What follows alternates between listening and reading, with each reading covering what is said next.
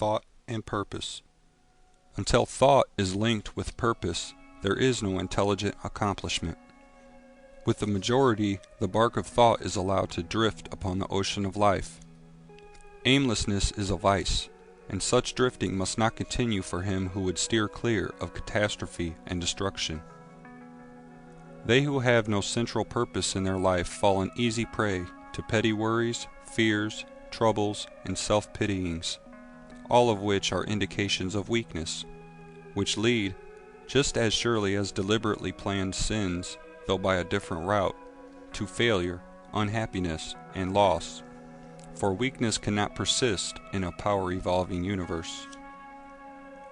A man should conceive of a legitimate purpose in his heart and set out to accomplish it. He should make this purpose the centralizing point of his thoughts.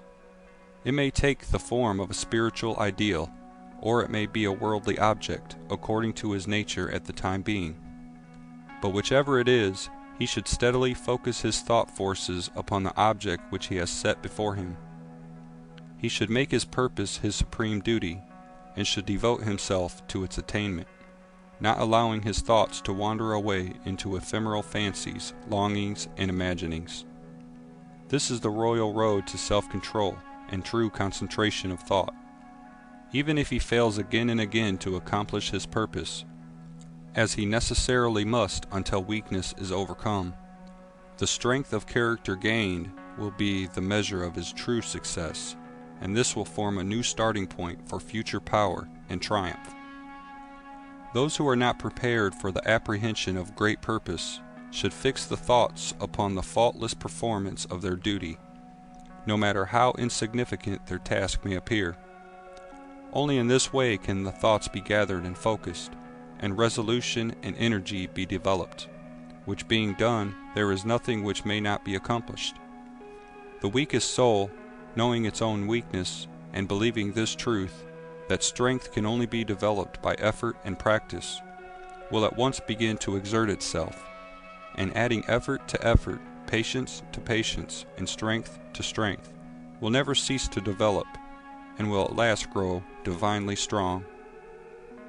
As the physically weak man can make himself strong by careful and patient training, so the man of weak thoughts can make them strong by exercising himself in right thinking. To put away aimlessness and weakness, and to begin to think with purpose, is to enter the ranks of those strong ones who only recognize failure as one of the pathways to attainment, who make all conditions serve them, and who think strongly, attempt fearlessly, and accomplish masterfully. Having conceived of his purpose, a man should mentally mark out a straight pathway to his achievement, looking neither to the right nor the left. Doubts and fears should be rigorously excluded. They are disintegrating elements which break up the straight line of effort, rendering it crooked, ineffectual, useless. Thoughts of doubt and fear never accomplish anything, and never can. They always lead to failure. Purpose, energy, power to do, and all strong thoughts cease when doubt and fear creep in. The will to do springs from the knowledge that we can do.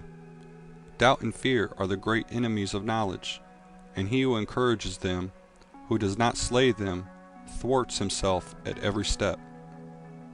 He who has conquered doubt and fear has conquered failure. His every thought is allied with power, and all difficulties are bravely met and wisely overcome. His purposes are seasonably planted, and they bloom and bring forth fruit which does not fall prematurely to the ground. Thought allied fearlessly to purpose becomes creative force.